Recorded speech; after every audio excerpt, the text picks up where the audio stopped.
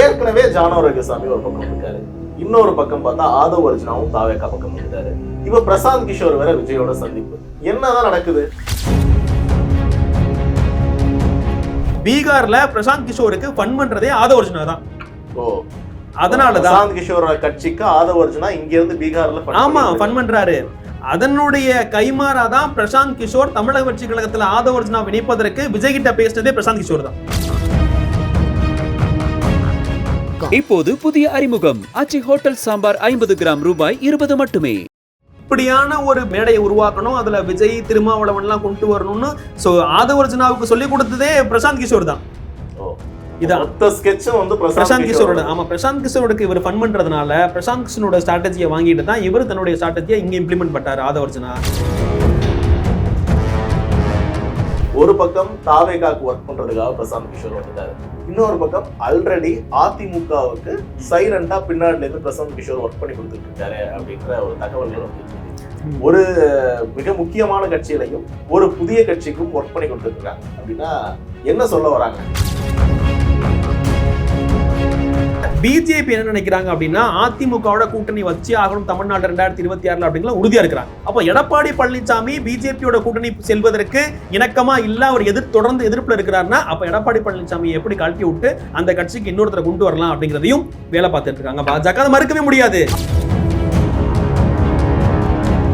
அதிமுகவோட கூட்டணி வச்சா எடப்பாடி பழனிசாமி தப்பிச்சாரு, இல்லைன்னா ரெட்டலையை முடக்குவதற்கு கூட வாய்ப்பு இருக்கிறது. அதிமுகவும் வேலை பார்க்கறாங்க, தமிழக கட்சி கழகத்தும் வேலை பார்க்கறாங்கன்னா அதோட மைய புள்ளி எங்க வந்து சேருது அப்படிங்கறத நம்ம எல்லாருமே இயல்பாவே புரிஞ்சுக்கலாம். அதிமுக தாவேகா கூட்டணி 2026 தேர்தல்ல அமைய போகுது. ஏவிபி நாடின் தமிழ் வணக்கம். சென்னை வந்த பிரசாந்த் கிஷோரை தன்னுடைய காரை தானே டிரைவ் பண்ணிட்டு வந்து அழைச்சிட்டு போயிருக்காரு ஆதவ் அர்ஜுனா. அரசியல் என்ட்ரிய அறிவிச்ச பிறகு விஜய் பிரசாந்த் கிஷோர் இடையே முதல் சந்திப்பு அப்படின்றது இன்றைய தினம் பனையூர்ல நடந்திருக்கு. இதை பத்தின பல்வேறு இன்சைட் இன்ஃபர்மேஷன்ஸோட நம்முடைய செய்தியாளர் ராஜா அணிஞ்சிருக்காரு. வணக்கம் ராஜா. வணக்கம். நீங்க கொளுத்தி போட்ட ஒரு விஷயம் ட்விட்டர்ல பயங்கரமா போயிட்டு இருக்கு. ஏற்கனவே ஜானோ ரங்கசாமி ஒரு பக்கம் இருக்காரு, இன்னொரு பக்கம் பார்த்தா ஆதவ் அர்ஜுனாவும் தாவேகா பக்கம் வந்துட்டாரு. இப்ப பிரசாந்த் கிஷோர் வேற விஜயோட சந்திப்பு. என்னதான் நடக்குது அப்படிங்கிறது தான் என்னுடைய எதிர்பார்ப்பா இருக்கு. ஏன்னா ஏற்கனவே நீ சொல்ற மாதிரி ஜானோ ரங்கசாமி பெரிய ஸ்ட்ராட்டஜிஸ் இருக்காரு, Aadhav Arjuna voice of common வந்து பெரிய ஸ்ட்ராட்டஜிஸ் இருக்காரு, பிரசாந்த் கிஷோரும் உள்ள வர்றாரு அப்படின்னா என்ன நாளைக்கு ஆட்சியை பிடிச்சிட்டு போறாங்களா? எல்லாருமே ஸ்ட்ராட்டஜிஸ்டா இருக்காங்களே. சிடிஆர் நிர்மல்குமார் அங்க ஒரு பக்கம் பார்த்தோம்னா பாஜக ஐடி விங்ல இருந்து அந்த அனுபவம் உள்ளவர் தான். எல்லாருமே ஸ்ட்ராட்டஜிஸ்டா இருந்தா என்ன பண்றது? அதாவது எல்லாரும் ஸ்ட்ராட்டஜிஸ்டா இருக்குன்னா களத்துல போய் இறங்கி வேலை பார்க்கறது யாருங்கிற ஒரு கேள்வி இருக்குல்ல, அதுதான் ரொம்ப முக்கியமான விஷயம். இப்ப இந்த விஷயத்துக்கு நான் வர்றேன். அதாவது பிரசாந்த் கிஷோருக்கும் விஜய்க்கும் இருக்கக்கூடிய நட்பு அப்படிங்கிறது நீண்ட காலமா இருக்கக்கூடிய நட்பு. அவர் காங்கிரஸ் இல்ல ராகுல் காந்தியை போய் எப்ப பார்த்தாரோ அப்பவே அரசியலுக்கு வர்றதை அவர் முடிவு பண்ணிட்டார் விஜய். அப்போலேருந்தே பிரசாந்த் கிஷோரோட அவர் தொடர்புல இருக்காரு. பல நேரங்கள்ல நேரடியா தொலைபேசியில பேசுற அளவு கூட உங்களுடைய நட்பு இருக்கு. ஆனா இந்த நேரத்துல விஜயோட நேரடியாக விஜய் சந்திப்புக்கு ஏற்பாடு பண்ணதே வந்து ஆதவ் அர்ஜுனா தான். அதனாலதான் ஆதவ் அர்ஜுனா வந்து நேரடியா ஏர்போர்ட்ல கார் நிப்பாட்டிட்டு சாரதி மாதிரி அவரையும் கூட்டு போறாரு. எப்படி திருமாவளவனை வந்து தேர்தல் பிரச்சாரங்கள்லயோ மற்ற இடங்கள்லயோ காரை ஓட்டிட்டு போய் பக்கத்துலயே இருக்கிறதா வந்து கருதப்பட்டாரோ செஞ்சாரோ அதே மாதிரியான ஒரு விஷயத்தை தான் இப்போ ஆதவ் அர்ஜுனா செய்யறாரு. விஜய் ஃப்ரெண்ட் தானே, அப்ப ஆதவ் அர்ஜுனா எப்படி பிரசாந்த் கிஷோரை உள்ளார அழைச்சிட்டு வராரு? அதான் விஜய் ஃப்ரெண்ட் தான். நான் விஜய் என்ன சொல்றாரு, ஜானோ ரங்கசாமின்னு ஒரு ஸ்ட்ராட்டஜி கையில வச்சிருக்காரு இல்லையா. அவர் வந்து மாற்றம் முன்னேற்றம் அன்புமணி 2016 பாமக வேலை பார்த்தவர். அவருடைய ஸ்ட்ராட்டஜி பிடிச்சு போய் தான் விஜய் கையில வச்சிருந்தாரு. பிரசாந்த் கிஷோர் அப்பப்ப ஏதாவது பேசிப்பாரு, ஸ்ட்ராட்டஜி வாங்கிப்பாரு. ஆனா அவர் நேரடியா கூப்பிட்டு வந்து பனையூர்ல பேசுற அளவுக்கு வந்து விஜய் வேணும்னு அவர் தோணல. ஆனா அப்படி ஒரு முக்கியத்துவத்தை பிரசாந்த் கிஷோர் கொடுத்து பிரசாந்த் கிஷோரை தமிழ்நாட்டுக்கு கூட்டு வந்தா ஒட்டுமொத்த ஊடகமும் மீடியாக்களும் நம்மளை கவனிப்பாங்க, நமக்கு ஒரு மிகப்பெரிய ஒரு பிம்பம் ஏற்படும் அப்படிங்கிறத விஜய்க்கு எடுத்து சொல்லி பிரசாந்த் கிஷோரை பீகார்ல இருந்து கூட்டு வந்திருக்காரு ஆதவ் அர்ஜுனா. இது வந்து ஆதவ் அர்ஜுனாவோட மூதான். ஆதவ் அர்ஜுனா தன்னை தமிழக வெற்றி கழகத்துல வந்து நிலைநிறுத்திக் கொள்வதற்கு புஷி ஆனந்தையும் ஜானோ ரங்கசாமியும் தாண்டி நிலைநிறுத்திக் கொண்டு விஜய்க்கு அடுத்து நான் தான் அப்படிங்கிற ஒரு பிம்பத்தை ஏற்படுத்துறதுக்காக ஒரு ஸ்ட்ராட்டஜி தான் ஆதவ் அர்ஜுனா வந்து இவரை கூப்பிட்டு வந்தது. நீ சொல்ற மாதிரி ஒரே உரையில 2 கத்தி இருக்க முடியாது, அது ரொம்ப அபூர்வம். இப்போ ஒரே உரையில 2 கத்தி இருக்கு. ஆதவ் அர்ஜுனாங்கிற ஒரு கத்தியும் ஜானோ ரங்கசாமிங்கிற ஒரு கத்தி இருக்கு.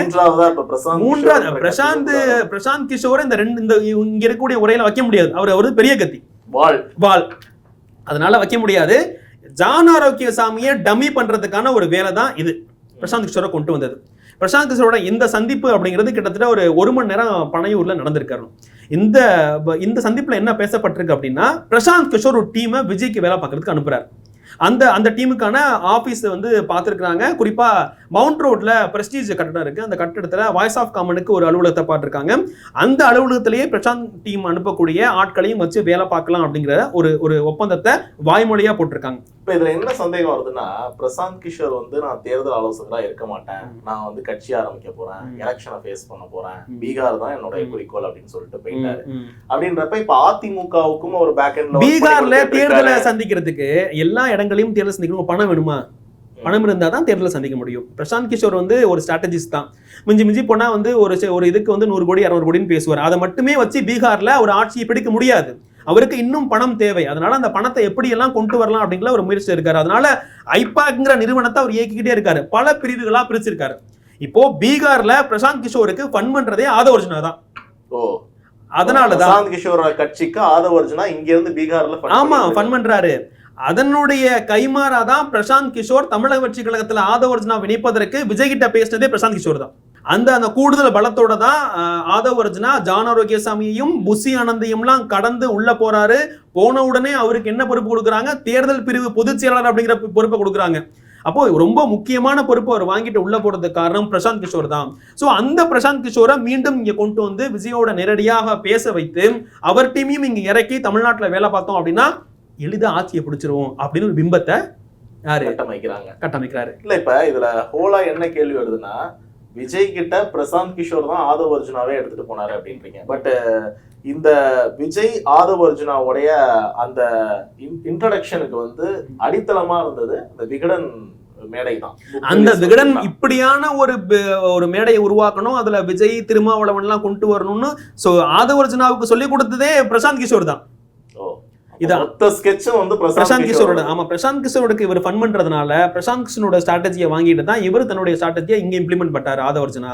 அதன் அடிப்படையில தான் இப்போ வந்து பிரசாந்த் கிஷோர் இங்க கொண்டு வந்திருக்காங்க. இப்போ நார்மலாவே ஆதவ் அர்ஜுனாட்ட பெரிய டீம் கிடையாது. வாய்ஸ் ஆஃப் காமன்ல இருந்த நிறைய பேர் வந்து விலகி போயிட்டாங்க. இப்போ வாய்ஸ் ஆஃப் காமன்ல ஒரு 10-15 பேர் இருக்கிறது அதிகம்.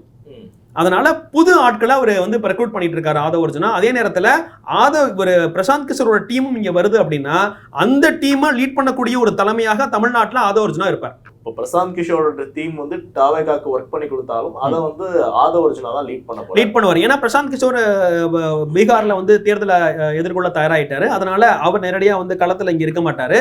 அதனால ஆதவ் அர்ஜுனா அவருடைய டீமையும் சேர்த்து இங்க லீட் பண்ணுவாரு. ஸ்ட்ராட்டஜி எல்லாம் அவர்கிட்ட அங்கேருந்து வாங்கிப்பாங்க. கல யதார்த்தத்தை இவங்க தெரிஞ்சுக்கிட்டு இங்க விஜய்க்கு வந்து இவங்க வேலை பார்ப்பாங்க. அதுதான் இன்னைக்கு நடந்த பேச்சுவார்த்தையினுடைய ஒரு சாராம்சம் வரும். இதுல இன்னொரு விஷயம் என்ன இடிக்குது அப்படின்னா, ஒரு பக்கம் தாவேகாக்கு ஒர்க் பண்றதுக்காக பிரசாந்த் கிஷோர் வந்துட்டாரு. இன்னொரு பக்கம் ஆல்ரெடி அதிமுகவுக்கு சைலண்டா பின்னாடில இருந்து பிரசாந்த் கிஷோர் ஒர்க் பண்ணி கொடுத்துட்டு இருக்காரு அப்படின்ற ஒரு தகவல்கள் வந்துட்டு இருக்கு. ஒரு மிக முக்கியமான கட்சியிலையும் ஒரு புதிய கட்சிக்கும் ஒர்க் பண்ணி கொடுத்துட்டு இருக்காங்க அப்படின்னா என்ன சொல்ல வராங்க? வழக்கமாவே இந்த ஐபாக் ஷோ டைம் போன்ற பொலிட்டிக்கல் ஸ்ட்ராட்டஜி டீம் என்ன பண்ணுவாங்கன்னா, ஒரு மாநிலத்தை எடுத்துட்டாங்கன்னா ஒரு கட்சிக்கு தான் வேலை பார்ப்பாங்க. ஒரே நிறுவனம் 2 கட்சிக்கு வேலை பார்க்க முடியாது. இதுல பனை மரத்துல ஒரு குத்து தென்னை மரத்துல ஒரு கத்துன்னு வேலை பார்க்க முடியாது. ஆனா அதிமுகவும் வேலை பார்க்கறாங்க, தமிழக வெற்றி கழகத்தும் வேலை பார்க்கறாங்கன்னா அதோட மைய புள்ளி எங்க வந்து சேருது அப்படிங்கறத நம்ம எல்லாருமே இயல்பாவே புரிஞ்சுக்கலாம். அதிமுக தாவேகா கூட்டணி 2026 தேர்தல்ல அமைய போகுது அப்படிங்கிற ஒரு பிம்பத்தை ஆல்ரெடி சமூக ஊடகம் மூலமாக மீடியாக்கள் மூலமாக உருவாக்க தொடங்கிட்டாங்க. பிரசாந்த் கிஷோரும் சரி ஆதவ் அர்ஜுனாவும் சரி. விஜய் வந்து என்னுடைய தலைமையில தான் கூட்டணி அப்படின்னு அறிவிச்சிருந்தாலும் கூட கள யதார்த்தம் என்ன அப்படிங்கிறத புரிஞ்சுக்கிட்டு அதிமுகவோட கூட்டணி போட்டால் தேர்தலில் வெற்றி பெறுவதற்கு வாய்ப்பு இருக்கிறது அப்படிங்கிற கள யதார்த்தத்தை பிரசாந்த் கிஷோர் வந்து விஜய்க்கு சொன்னதா கூறப்படுது. அதன் அடிப்படையில பிரசாந்த் கிஷோர் இப்போ வந்திருக்காரு. அதன் அடிப்படையில தான் அதிமுகவுக்கும் இவங்க வேலை பார்க்க போறாங்க, தமிழக கட்சி கழகத்துக்கும் வேலை பார்க்க போறாங்க. கிட்டத்தட்ட 2 பேரும் இப்போ இன்னும் விடக்கூடிய அறிக்கைகள் எல்லாமே கிட்டத்தட்ட ஒரே மாதிரி தான் இருக்கும். அறிக்கைகள் கூட வித்தியாசம் நம்ம பார்க்க முடியாது.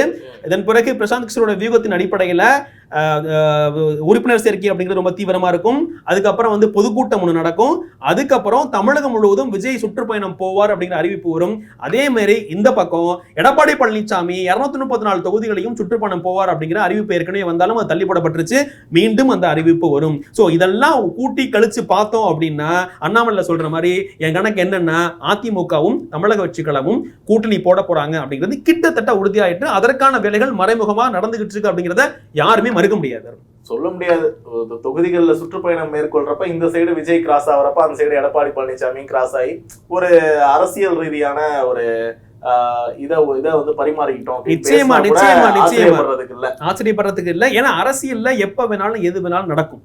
ஏன்னா இதுதான் நடக்கும், இதுதான் நடக்காது அப்படின்னு நம்ம அரசியல்ல அறுதிட்டு எதையுமே சொல்ல முடியாது. அப்படியானதுதான் அரசியல். அதனால அதிமுகவும் தமிழக வெற்றி கழகம் மிக நிச்சயமாக கூட்டணி போடுவாருங்கிற பிம்பம் இப்பயே உருவாக்கப்பட்டுருச்சு.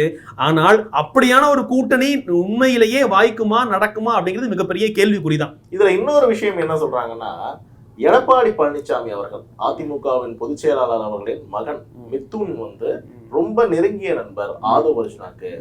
அதிமுகவும் தாவேக்காவும் இங்க என்ன நடக்குது, உங்க கட்சியில என்ன விஷயம், இங்க என்ன நடக்குது, என்ன ஸ்ட்ராட்டஜி, எல்லாத்தையுமே வந்து 2 பேரும் டிஸ்கஸ் பண்ணிக்கிறாங்க அப்படின்ற தகவலும் இருக்கு. இதெல்லாம் கூட்டி கணிச்சு பார்த்தா கிட்டத்தட்ட அது பிம்பம்னு இல்ல, கிட்டத்தட்ட உறுதியாயிட்டு அதிமுகவும் தாவேக்காவும் சேர்ந்து நிக்க போறாங்க அப்படின்னு நம்ம உறுதிப்படுத்துற மாதிரி பல. உண்மைதான். மிதுனுடைய நண்பர்களா இருக்கக்கூடிய அதிமுகவுடைய முக்கியமான நிர்வாகிகள் எல்லாமே ஆதவ் அர்ஜுனோட க்ளோஸ் ஃப்ரெண்ட்ஸா இருக்காங்க. அப்போ இவங்க 2 தரப்புமே வந்து பரஸ்பரம் என்னெல்லாம் அரசியல்ல பண்ணலாம், எப்படிலாம் அடுத்த கட்டத்துக்கு போகலாம் அப்படிங்கிற பரிமாறிட்டு தான் இருக்காங்க. இப்போ முதலமைச்சரா மீண்டும் எடப்பாடி பழனிசாமி வரணும், அதிமுகவுடைய பொதுச் செயலராக தொடரும் அப்படிங்கிறதுக்காக மிதுன் தன்னுடைய தந்தைக்காக என்ன வேணாலும் பண்ணுவார். அப்படியான வேலைகள்ல அவர் ஈடுபட்டிருக்காரு அப்படிங்கிறது 100% உண்மை. இதை யாரும் மறுக்க முடியாது. மிதுனே மறுக்க மாட்டாரு. அவர் கட்சியில நேரடியாக வந்து மீடியாக்குள்ள முகத்தை காட்டல, வெளிப்படையா நான் தான் பண்றேன் அப்படின்னு சொல்லிக்கல, அவ்வளவுதான். பட் பல விஷயங்கள் வந்து அவர் தான் பண்றாரு. அப்ப இளைஞர்களை ஈர்க்கக்கூடிய ஒரு தலைவரா விஜய் வந்து எஸ்டாப்ளிஷ் ஆயிட்டு இருக்காரு. ஏற்கனவே ஒரு பயங்கரமான ஓட் பேங்கோட அதிமுக இருக்கு அப்படின்றப்ப திமுகவுக்கு எதிராக ஒரு ஸ்ட்ராங்கான கூட்டணி அமைகிற மாதிரி தெரியுதுல்ல? அமைகிற மாதிரி தெரியுது, ஆனா இன்னும் அமைகிற மாதிரி தெரியுது அப்படிங்கறத அந்த வியூகத்தை வகுக்கிறதா உங்களுடைய ஸ்ட்ராட்டஜியே. ஆனா அப்படியான ஒரு கூட்டணியே ரொம்ப இயல்பா திமுகவும் அதே மாதிரி பாஜகவும் விட்டுருவாங்களா அப்படிங்கிறது மிகப்பெரிய கேள்விக்குரிய. விட மாட்டாங்க. என்னதான் ஒரு கலக்கம் இருக்கும்ல, கலக்கம் அப்படிங்கிறத சொல்ல முடியாது. ஏன்னா இப்பதான் வந்து தேர்தலுக்கான அந்த ஃபீவரே ஆரம்பிக்குது. அதனால அப்படி ஒரு கலக்கம் ஏற்படுமே. ஆனால் அந்த கலக்கத்தை எப்படி அடிச்சு தவிடுபடியா ஆக்கலாம் அப்படிங்கறத வந்து திமுகவுக்கும் தெரியும், மத்தியில ஆட்சி அமைச்சிருக்கக்கூடிய பாஜகவுக்கும் தெரியும். ஏன்னா அதிமுகவும் தாவேக்காவும் இணையக்கூடாது அப்படின்றதுல இவங்க தெளிவா இருப்பாங்க. நிச்சயமா இணைந்தா ஏதோ வகையில நமக்கு வந்து அது பலவீனம் நினைக்கலாம் இல்லையா? அது இயல்பாவே ஒரு கட்டமைப்பு உருவாக்கி இருக்கு. அப்போ எந்த கட்சி, நீ கட்சி ஆரம்பிச்சாலும் நான் கட்சி ஆரம்பிச்சாலும் நமக்கு எதிராக ஒரு வலுவான கூட்டணி அமைகிற மாதிரி இருந்துச்சுன்னா அதை உடைக்கிறது தான் பார்ப்போம். ஏன்னா அதுதான் அரசியல். அதன் காரணமா தான் 2 நாளைக்கு முன்னாடி ஒரு பிரேக்கிங் நியூஸ் கூட பரவுனுச்சோ. என்ன பிரேக்கிங் நியூஸ்?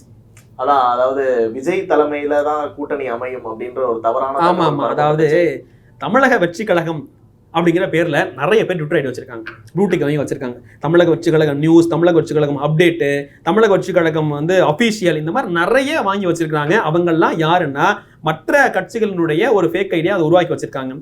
அப்போ அவங்க அந்த ப்ளூடிக் அக்கௌண்ட்ல இருந்து போடும் பொழுது அதிகாரப்பூர்வமா போடுற மாதிரியே இருக்கு. அப்போ அப்படி போடும் பொழுது அதை எடுத்து மீடியாக்கள்லாம் ரொம்ப, அதாவது மீடியாக்கள் என்ன பண்ணணும் அப்படின்னா கிராஸ் செக் பண்ண ஒரு விஷயம் வந்து அபிஷியலா வந்திருக்கா இல்லையா அப்படிங்கறத வந்து கிராஸ் செக் பண்ணணும். நிறைய ரீட்வீட் ஆகுது, நிறைய பேர் ஷேர் பண்றாங்க அப்படிங்கிறதுக்காக அதுதான் உண்மைன்னு எடுத்து எந்த மீடியாக்களும் போடக்கூடாது. அதை சில பேர் பண்றாங்க. அப்படி பண்ணக்கூடிய அந்த செய்தி தான் தமிழக வெற்றி கழகம் தலைமையில தான் கூட்டணிங்கிறதுல உறுதியா இருக்கிறோம், இது தமிழக வெற்றி கழகம் அப்படின்னு வந்த ட்வீட். அந்த ட்வீட்டை பல மீடியாக்கள் கேரி பண்ணாங்க. அது ஆனா அப்படி இல்லை. விஜய் வந்து மாநாட்டுல சொன்னது உண்மைதான், என்னுடைய தலைமையில கூட்டணி யார் வேணாலும் வரலாம், ஆட்சியில பங்குன்னு சொல்றது ஒரு பயம் இருக்கு. அதனாலதான் இந்த மாதிரி எந்தெந்த விதத்துல வந்து தாவேக்காவை தனிமைப்படுத்த முடியுமோ அந்த முயற்சிகளை வந்து நிச்சயமா பண்ணுவாங்க. தமிழக வெற்றி கழகத்தையும் அதிமுகவும் கூட்டணி சேரக்கூடாதுன்னா அதற்கான எல்லா வேலைகளும் எல்லா கட்சிகளும் பண்ணுவாங்க. அதுல எந்த மாற்று கருத்துமே இல்ல. அதே நேரத்துல பிஜேபி என்ன நினைக்கிறாங்க அப்படின்னா அதிமுகவோட கூட்டணி வச்சு ஆகணும் தமிழ்நாடு 2026 அப்படிங்கிற உறுதியா இருக்கிறாங்க. அப்போ அதற்கு என்னெல்லாம் பண்ணணும்? அப்போ எடப்பாடி பழனிசாமி பிஜேபியோட கூட்டணி செல்வதற்கு இணக்கமா இல்ல, அவர் தொடர்ந்து எதிர்ப்புல இருக்கிறாருன்னா அப்ப எடப்பாடி பழனிசாமி எப்படி கழட்டி விட்டு அந்த கட்சிக்கு இன்னொருத்தரை கொண்டு வரலாம் அப்படிங்கிறதையும் வேலை பார்த்துட்டு இருக்காங்க பாஜக. அதை மறுக்கவே முடியாது. அதுதான் இன்னைக்கு செங்கோட்டையன் வந்து கொடுத்த பேட்டியோட ரொம்ப கரெக்டா சொன்னாரு. செங்கோட்டையன் வந்து நேற்று நடந்த எடப்பாடி பழனிசாமி அவர்களுக்கு நடத்தப்பட்ட அத்திக்கடவு அவிநாசி திட்டத்தினுடைய பாட்டுகளால கலந்துக்கல. அது ரொம்ப ரொம்ப முக்கியமான திட்டம். எடப்பாடி பழனிசாமிக்கும் சரி, அந்த கொங்கு மாவட்டத்தில் கடந்த 2021 தேர்தலில் 10 தொகுதியிலுமே கோவை மாவட்டத்தில் ஜெயிச்சாங்க. எஸ்பி வேலுமணி தலைமையில் ஜெயிச்சாங்க. அப்படி இருக்கும் பொழுது அது ரொம்ப முக்கியமான ஒரு பாராட்டு விழா எடப்பாடி பழனிசாமிக்கு அதிமுகவுக்கு அந்த கொங்கு மண்டலத்தில். ஆனால் ஈரோட்டினுடைய முக்கியமான அமைச்சர், ஈரோட்டினுடைய மூத்த நிர்வாகிகள், அதாவது அதிமுகவுடைய மூத்த நிர்வாகிகள் ஒருத்தர் எடப்பாடி சிஎம் ஆகாட்டி சிஎம்ஏ செங்கோட்டையன். இன்னொன்னு, எடப்பாடி பழனிசாமி அரசியல்ல வளர்ந்ததற்கும் அதே மாதிரி அவர் சில வழக்குகள்ல இருந்து அவர் வெளியே வர்றதற்கும் அப்போதைய மாவட்ட செயலாளர் இருந்த செங்கோட்டையன் தான் காரணம் அப்படின்னு அவங்க சொல்றாங்க. அது உண்மைதான். இப்படி ஒரு கழக குரலை உயர்த்துறாரு அப்படின்னா அதுக்கு பின்னால் யாரும் இல்லாமல் அதை பண்ண மாட்டாரு, நிச்சயமா பண்ண. ஏன்னா அவருக்கு எல்லாமே தெரியும், எடப்பாடி பழனிசாமி அவர்களுக்கும் எல்லாமே தெரியும். அப்போ செங்கோட்டையன் நான் வந்து புறக்கணிக்கல, ஜெயலலிதா அவர்களுடைய எம்ஜிஆருடைய புகைப்படம் போடாதனாலதான் நாங்க போல அப்படிங்கிற சொல்றத ஒரு பச்சை குழந்தை கூட வந்து ஏத்துக்காரு. ஏன்னா அந்த மாநாட்டுல அந்த கூட்டத்துல எடப்பாடி பழனிசாமி எம்ஜிஆர் அவர்களையும் ஜெயலலிதா அவர்களையும் பாராட்டி பேசினார். புகைப்படம் போடாததுக்காக நான் போலையா அப்படின்னு சொல்றது வந்து ஏற்றுக்கிற மாதிரி இல்ல. நீங்க போயிட்டு கூட அதை பத்தி பேசிருக்கலாமே மேடையில. அப்போ இந்த விஷயத்துல எடப்பாடி பழனிசாமி அவர்களுக்கும் செங்கோட்டையன் அவர்களுக்கும் இடையே கருத்து மோதல் திட்டமிட்டு பாஜக காய் நகர்த்தது செங்கோட்டை மறுக்க முடியாது. நமக்கு வந்து அதிகாரப்பூர்வமா தெரியல, ஆனா பாஜக பண்ண மாட்டாங்கன்னு நம்ம சொல்ல முடியுமா? சொல்ல முடியாது. தமிழ்நாட்டுல ஆட்சியை பிடிக்கிறது அவங்க அல்டிமேட் எய்ம். நாளைக்கே ஆட்சியை பிடிக்கணும் அப்படிங்கிறது அவங்க நோக்கம் இல்ல, ஆட்சியை பிடிக்கணும். அது எப்ப அப்படின்னா டார்கெட். அதுக்கு அதிமுக வேணும், அதுக்கு அதிமுக வேணும். அதிமுக எடப்பாடி பழனிசாமி வந்து கொள்கை எதிரிகள்னு பாஜக அவங்கள வந்து உள்ளார கொண்டு வரக்கூடாது. அப்போ என்னெல்லாம் பண்ண முடியுமோ அது எல்லாத்தையும் பண்ணுவாங்க பிஜேபி. அதிமுக கூட்டணி வச்சா எடப்பாடி பழனிசாமி தப்பிச்சாரு, இல்லைன்னா ரெட்டலையை முடக்குவதற்கு கூட வாய்ப்பு இருக்கிறது, இல்லைன்னு மறுக்க முடியாது. சமீப காலங்களில் நம்ம கடந்த காலங்கள்லாம் அதெல்லாம் பார்த்துருக்கோம். ரெட்டலை முடங்காதுன்னு நினைக்கும் போது முடங்கிருக்கும். ரெட்டலையை திருப்பி ஃப்ரீஸ் பண்ணதை வந்து வெளியிடவே மாட்டாங்கன்னு சொன்னா டப்பு நம்ம கையில கிடைச்சிரும். ராஜ்பவன்ல வந்து வித்யாசாகர் ராவ் எடப்பாடி பழனிசாமி ஓபிஎஸ் கைகளையும் இணைச்சு வைப்பாரு நம்ம யாருமே எதிர்பார்த்துக்க மாட்டோம். கவர்னர் அந்த வேலையை பார்த்தாரு. அப்போ அரசியல்ல என்ன வேணாலும் எப்படி வேணாலும் நடக்கலாம் வரும். அப்போ தமிழக வெற்றி கழகமும் அதிமுகவும் கூட்டணி சேரக்கூடாது அப்படிங்கிறதுல இந்த 2 பேர் கட்சிகளுமே உறுதியா இருப்பாங்க. அதற்கு என்னெல்லாம் பண்ணுமோ அதெல்லாம் பண்ணுவாங்க. ஏன்னா மீண்டும் திமுக ஆட்சிக்கு வரவங்களும் ரொம்ப உறுதியா இருப்பாங்க. அதிமுக ஆட்சியை பிடிக்கணும் அப்படிங்களா அவங்க உறுதியா இருப்பாங்க. பிஜேபி தமிழ்நாட்டில் ஆட்சிக்கு வரணும் அப்படிங்களா அவங்க உறுதியா இருப்பாங்க. அப்போ அந்த கட்சிகள்ல என்னென்ன நடவடிக்கைகள் எடுக்க முடியுமோ எல்லாத்தையும் எடுப்பாங்க. தேர்தலுக்கு இன்னும் 1 ஆண்டு காலம் இருந்தாலும் தற்போதே வந்து அந்த தேர்தலுக்கான அந்த அரசியல் பரபரப்பு நிகழ்வுகள் அப்படின்றது தொடங்கியதை நம்மளால ஃபீல் பண்ண முடியுது. இதே மாதிரி பல முக்கியமான தகவல்களை நம்முடைய அரசியல் சதுரங்க நிகழ்ச்சியில வரும் நாட்கள்ல பார்க்கலாம். உங்களுடைய கருத்து பகிர்வுக்கு நன்றி ராஜா. நன்றி. இப்போது புதிய அறிமுகம் ஆச்சி ஹோட்டல் சாம்பார் 50 கிராம் ரூபாய் 20 மட்டுமே.